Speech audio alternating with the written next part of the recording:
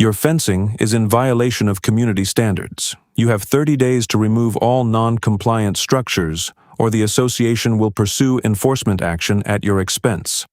She said it the way people say things they have rehearsed, evenly, with a clipboard pressed to her chest like a shield, standing at the edge of a gravel pull-off on a road that crossed land I had held the deed to for less than a year, but that my family had known for 4 generations.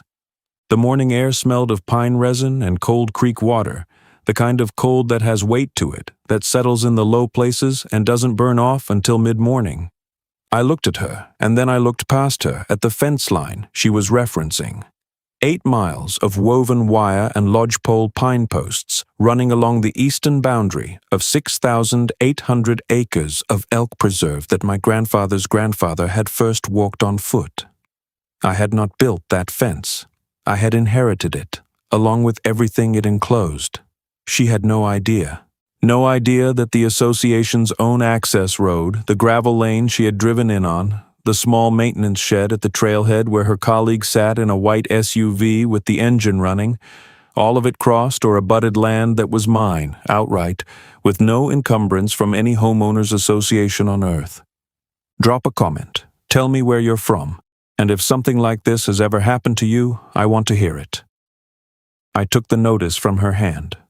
I thanked her, and then I let her drive away, because there was nothing to say yet, and I had learned from my grandfather that the time to speak is after you have read everything carefully. My name is Garrett Aldis. I am 61 years old, and I spent 32 of those years as a civil engineer working watershed and land use projects across the Intermountain West.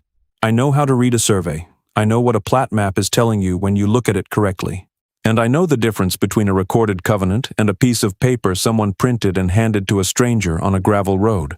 The land is called the Aldis Preserve, though nobody outside the family has ever called it that with any regularity. Locals call it the Aldis Ground, or sometimes just the Upper Elk Country, because for as long as anyone in that valley can remember, the elk have wintered there. 6,800 acres of mixed conifer, aspen draws, high meadow, and creek-fed bottomland sitting in a fold of the northern Rockies, in a county where the assessor's office still keeps some records in a physical ledger that smells of old ink and dry wood.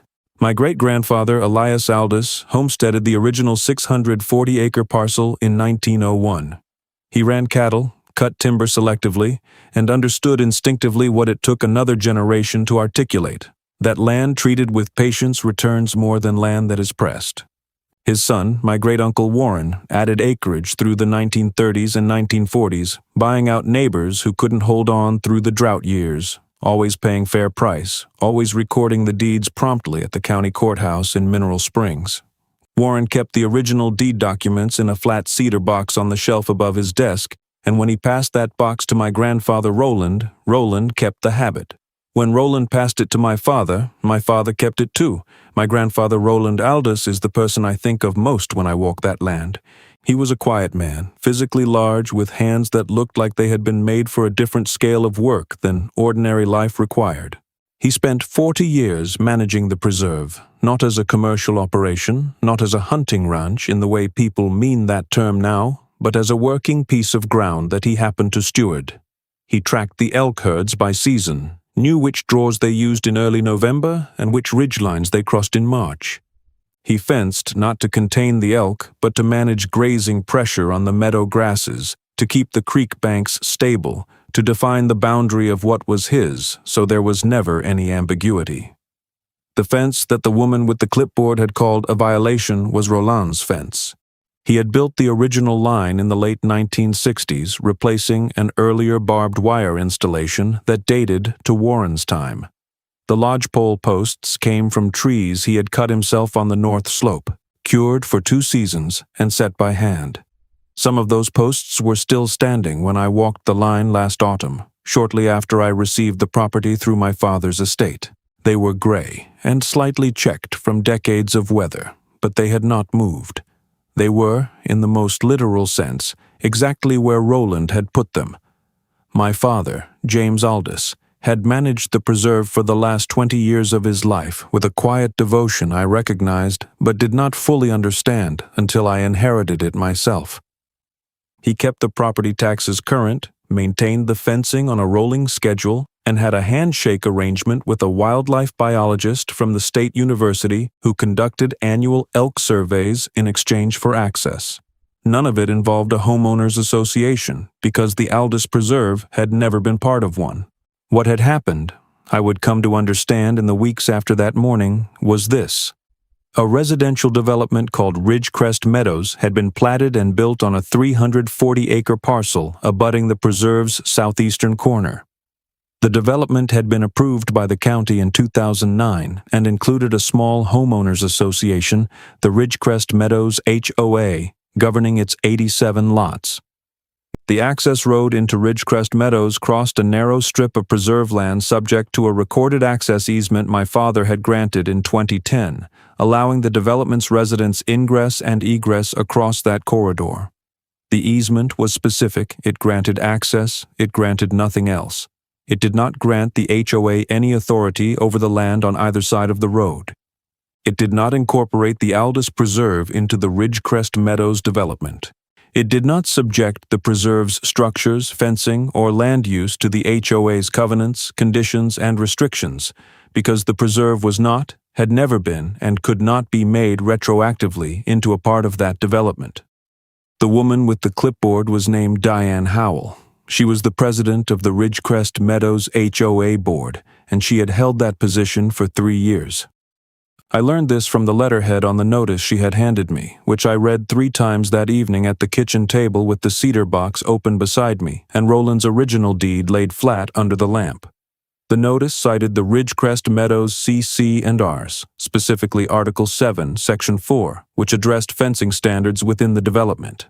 It stated that all fencing visible from common areas or adjacent properties must conform to specified aesthetic and structural standards, and that non-conforming fencing must be removed or modified within 30 days of notice. I read Article 7, Section 4 twice. Then I read the definition section of the CC&RS, which defined adjacent properties as properties sharing a boundary with any lot within the Ridgecrest Meadows development. I set the document down and looked at the ceiling for a moment. Then I looked at the deed. Then I looked at the easement my father had signed in 2010. The easement said what it said, the deed said what it said, and the CC&Rs, whatever their drafters had intended, were a private contractual instrument that bound only the owners of lots within the Ridgecrest Meadows plat. They had no legal mechanism to reach across a property line and impose obligations on a landowner who had never signed them, never agreed to them, and whose family had held that ground for 4 generations before the development existed.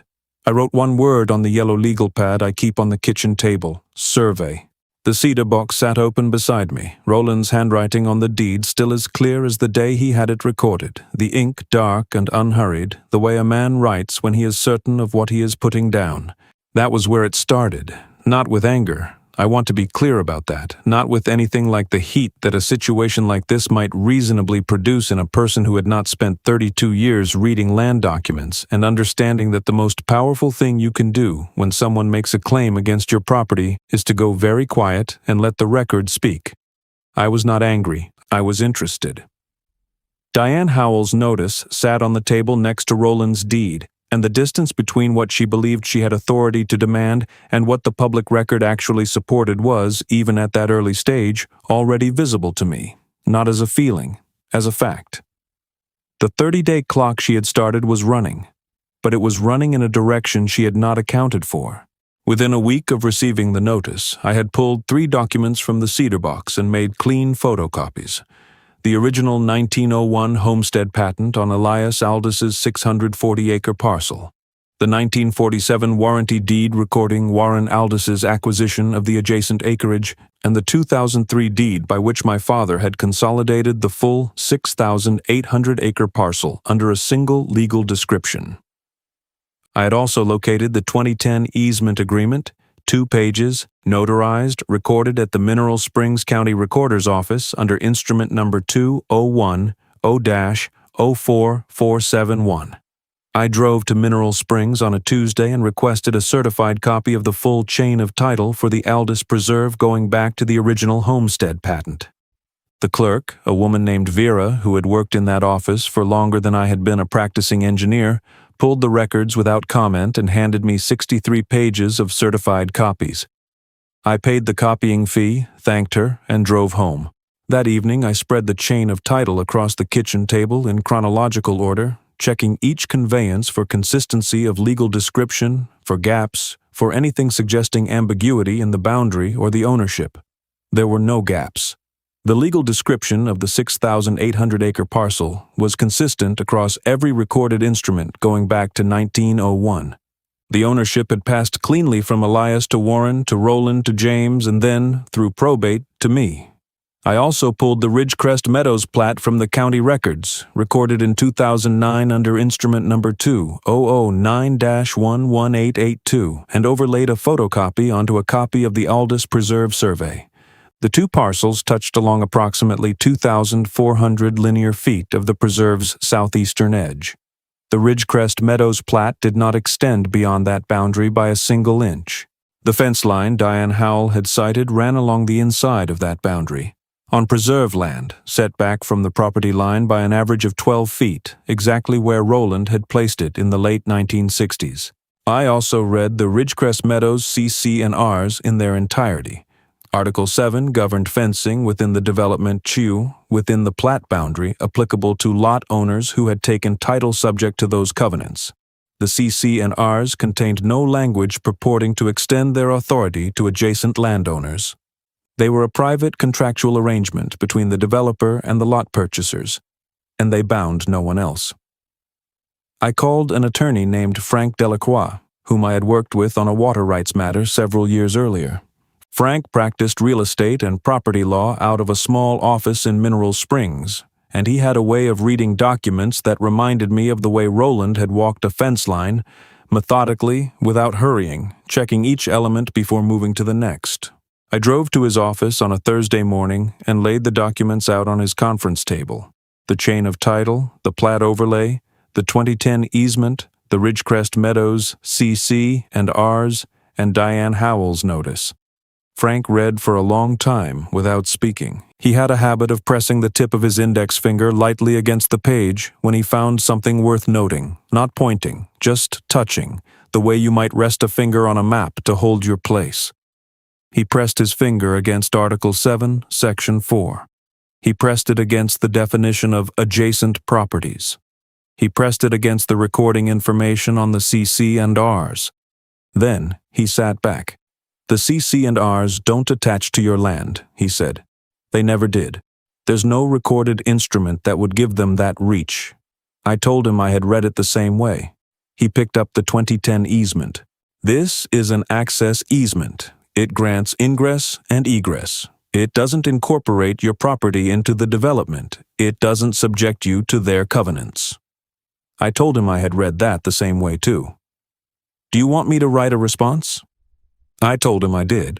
I told him I wanted the response to be precise, to cite the specific recorded instruments, and to make clear without hostility that the HOA had no legal authority over the Aldis Preserve's fencing and that the 30-day notice was without legal foundation. The letter went out 10 days after Diane Howell had handed me her notice, sent certified mail, return receipt requested. It was 4 pages long. It cited instrument number 2010-04471, the recorded easement. It cited the Ridgecrest Meadows plat, instrument number 2009-11882. It cited the Aldis Preserve chain of title. It quoted Article 7, Section 4 verbatim and explained, with the precision Frank brought to everything he wrote, why those provisions did not and could not apply to land outside the development's plat boundary. The letter closed with a sentence that was, technically speaking, one of my favorite pieces of legal prose I had encountered in some time. Accordingly, the notice dated the 14th of this month is without legal foundation, and the Aldis Preserve's fencing structures will not be altered. The return receipt came back signed 4 days later. Roland's fence stood exactly where it had always stood, gray posts in cold ground, the wire holding its tension the way it had held it for decades. I had expected silence after the letter. That is what usually happens when a well-constructed legal document arrives. People read it, consult someone, and the silence that follows is the sound of a position being quietly reconsidered. That is not what happened. 12 days after the return receipt came back signed, a second letter arrived by certified mail, carrying a second signature beneath Diane Howell's, a name I did not recognize, printed below the title of HOA Legal Counsel. The letter was 4 pages, single-spaced, written in the register of someone who had been handed Frank's letter and told to respond aggressively. I made a cup of coffee and read it at the kitchen table. The cedar box was on the shelf above the desk where Roland had kept it, visible from where I sat. The new letter did not engage with Frank's citation of the recorded instruments. It did not address instrument number 2010-04471 or the Ridgecrest Meadows plat boundary. Instead, it introduced a new argument. The HOA's counsel claimed that the 2010 easement, by granting access across a corridor of the preserve, had effectively created a common area relationship between the preserve and the development, and that, under this relationship, the HOA had a legitimate interest in the aesthetic and structural condition of improvements, including fencing, visible from the easement corridor. The argument cited no recorded instrument, no statute, and no case law. It cited only the easement itself, interpreted in a way the easement's plain language did not support. But it arrived with the full weight of formal legal prose, and it closed with a demand that the fencing be brought into compliance within a new 30-day window or the HOA would seek injunctive relief in the district court. I read the letter twice, then I called Frank. He was quiet for a moment after I described the argument. Then he said, "That's not what an easement does." He said it the way you say something that is simply true, without emphasis. The way you might note that a survey marker is where it is because it was placed there and has not moved. I asked him if the injunctive relief threat changed our posture. "No," he said. "It changes the timeline." He told me he wanted to file a declaratory judgment action in the district court, not as a reaction to the threat, but as the appropriate procedural move to establish the record formally, before the HOA could file first and frame the question on their terms. A declaratory judgment action would ask the court to declare, as a matter of law, the respective rights of the parties with respect to the Aldis Preserve fencing and the HOA's authority, or lack of it, under the recorded instruments. I told him to proceed. What I did while Frank prepared the filing was what I had been trained to do by 32 years of land use work. I went back to the documents and looked harder. Not because I doubted what I already knew, but because a formal legal proceeding requires completeness. Every relevant piece of the record needed to be identified, located, and ready to be placed before a court.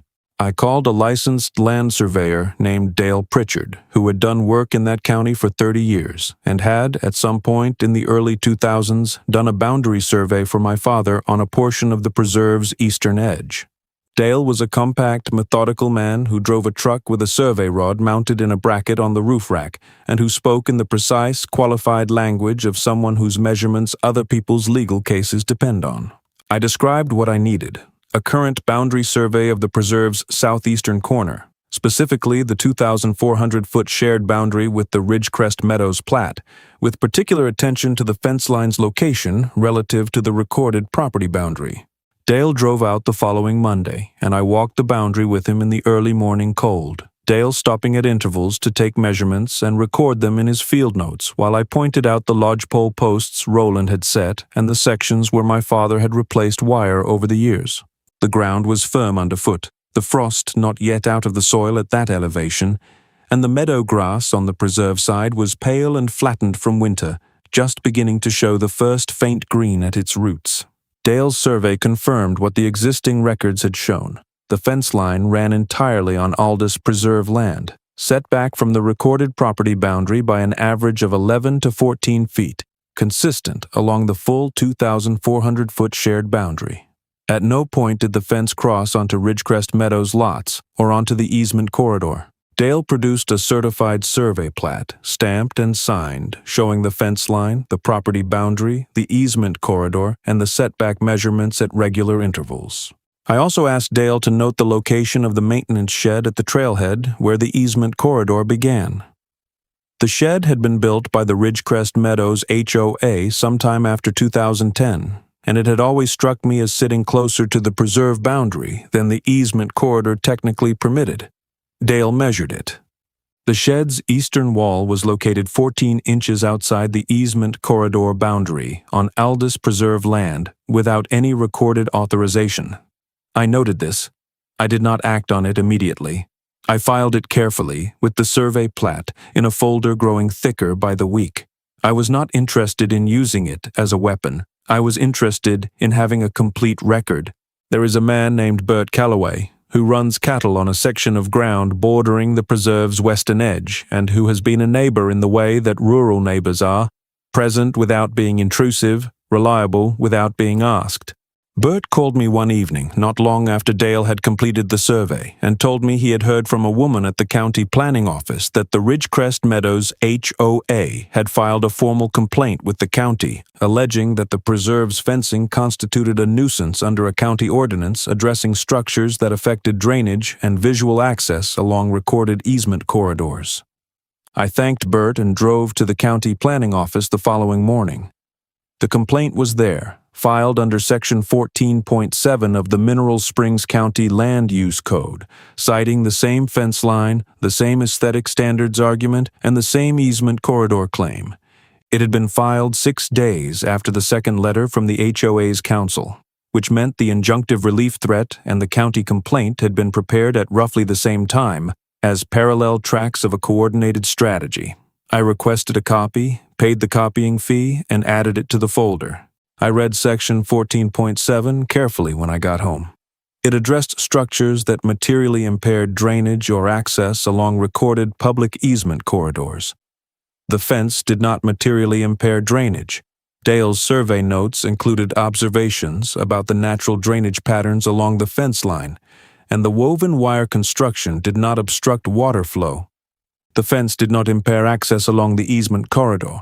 The corridor was a road, and the fence was set back from it by 11 to 14 feet. Section 14.7 did not apply. I called Frank and told him about the second track. He was quiet in the way he was quiet when he was thinking.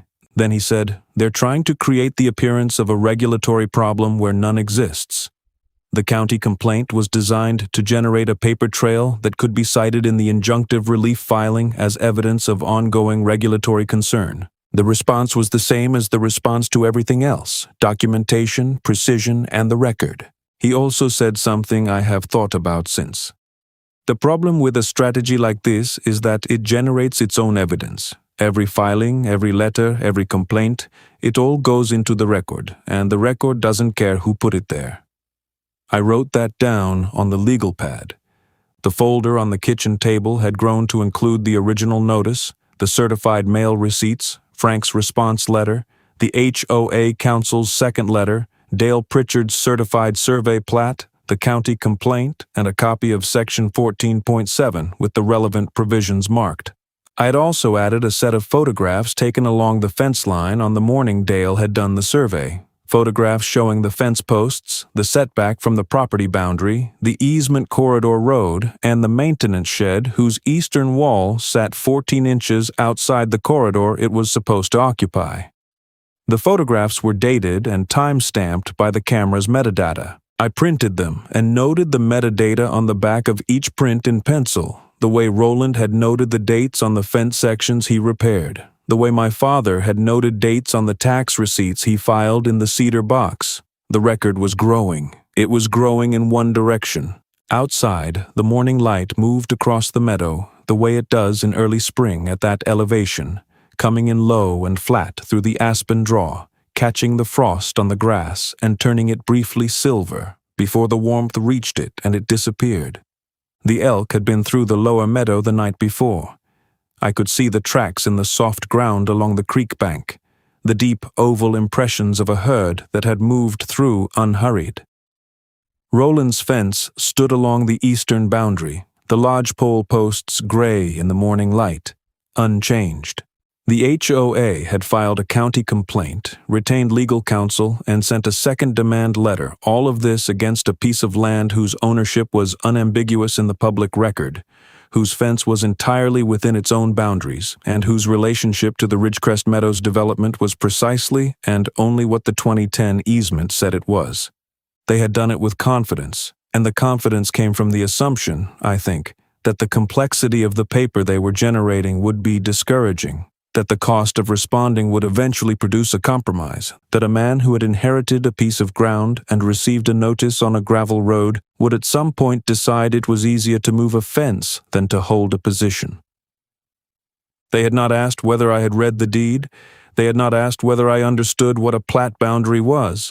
They had not asked whether the man standing on that gravel road had spent 32 years doing exactly this kind of work. That was the thing about the record. It did not require anyone's permission to say what it said.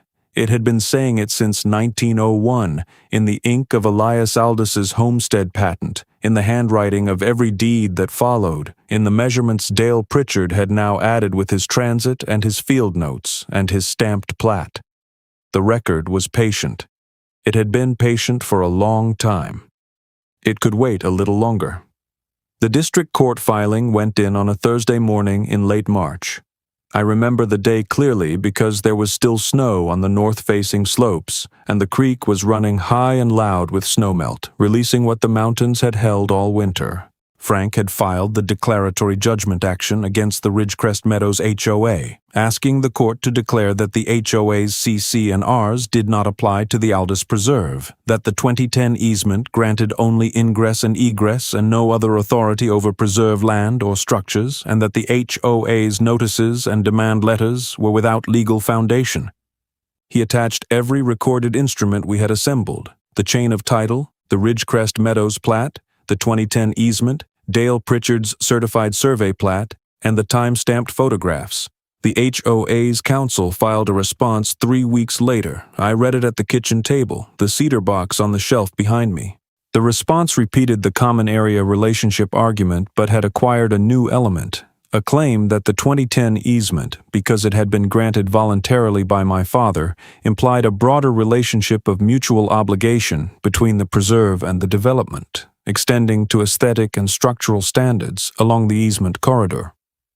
The argument cited a single case from another jurisdiction, a commercial easement dispute between two businesses that had nothing to do with residential CC and Rs or rural land boundaries.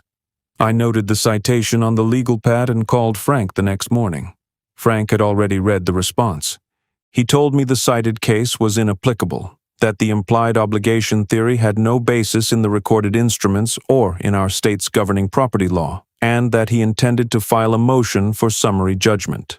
The facts were not in dispute. The documents said what they said, the boundary was where it was, the fence was where Dale's survey showed it to be, and summary judgment was the appropriate vehicle for a case that turned entirely on the interpretation of recorded instruments. I told him to proceed. What I did not tell him, because it had not yet fully formed into something I could articulate, was that I had begun to understand the HOA's strategy not as a legal argument, but as a pressure campaign. The implied obligation theory was not a serious legal position. It was designed to generate uncertainty, to make the outcome feel less predictable than it was, to suggest that a court might rule in any direction and that settling was safer than fighting.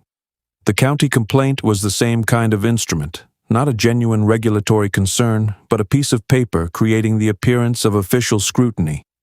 Together, they were designed to make resistance feel more expensive than compliance.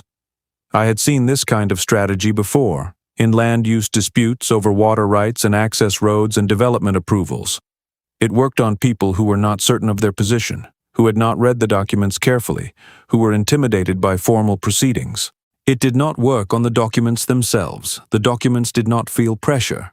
They said what they said, and they had been saying it for a long time. The summary judgment motion went in 6 weeks after the initial filing. It was 31 pages.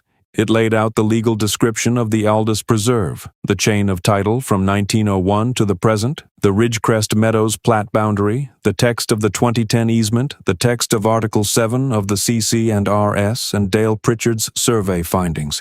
It argued that the undisputed facts established as a matter of law that the HOA had no authority over the preserve's fencing, that the 2010 easement created no implied obligation of aesthetic compliance, and that the HOA's notices and demand letters were without legal foundation. The court set a hearing date. The hearing was held on a Tuesday morning in early June in the district courtroom in Mineral Springs, a plain room with tall windows and wooden benches and the particular quality of quiet that courtrooms have when nothing is yet in motion. Frank and I sat at the plaintiff's table. The HOA's counsel, a man named Graydon Forsyth, who had driven up from a larger city 2 hours south, sat at the defense table with a banker's box of documents and a laptop. Diane Howell sat beside him in a blazer, the color of a late autumn sky, her hands folded on the table, her posture the posture of someone who has rehearsed composure. The judge was Honorable Patricia Sen, who had been on the district bench for 11 years and who had, Frank told me, a reputation for reading the documents before the attorneys did. She had read them. That was apparent from the first exchange. Forsyth opened his argument by describing the easement as the foundation of a mutual obligation relationship, and Judge Sen stopped him within 2 minutes. She held up the copy of the 2010 easement and read from it directly. The easement grants the grantee its successors and assigns a non-exclusive right of ingress and egress across the corridor described in Exhibit A, she said. That is what it says. Where in this language do you find the mutual obligation relationship you are describing? Forsyth said the language implied a broader relationship by virtue of the parties' course of dealing. Judge Sen set the easement down. The course of dealing between the parties is not a recorded instrument, she said. What is recorded is this easement. What does this easement say about aesthetic standards? Forsyth said it did not address aesthetic standards explicitly, but that the implied relationship encompassed them. Judge Sen looked at the easement again. Then she looked at the Ridgecrest Meadows plat. Then she looked at Dale Pritchard's survey plat, submitted as an exhibit.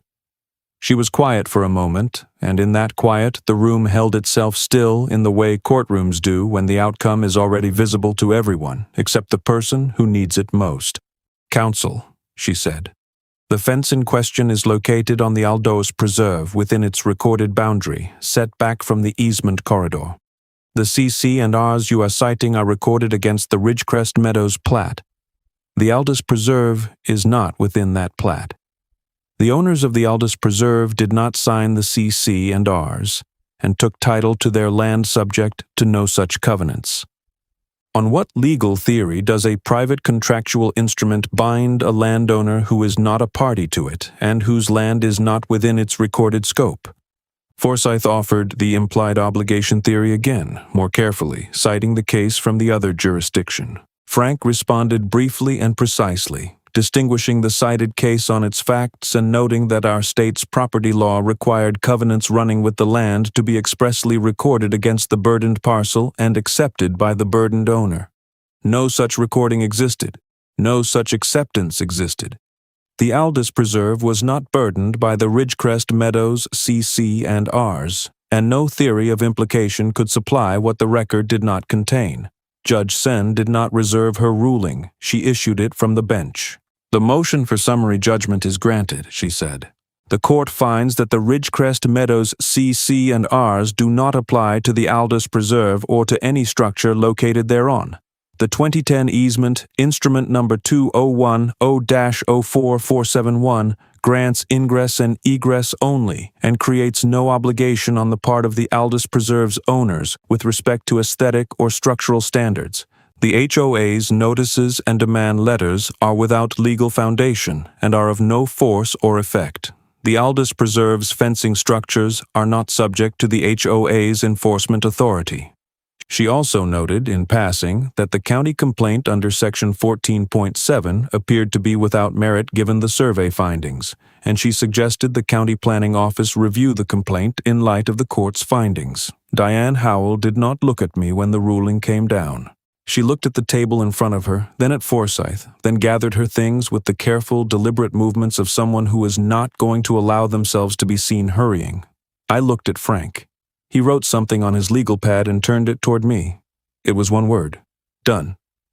The county planning office dismissed the nuisance complaint 14 days later, citing the district court's findings.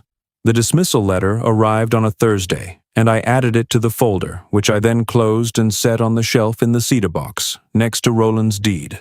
The costs of the proceedings, Frank's fees, the filing costs, Dale Pritchard's survey, were recoverable under the attorney's fees provision of our state's declaratory judgment statute, which allows a prevailing party to seek fees when the opposing party's position was without substantial legal foundation.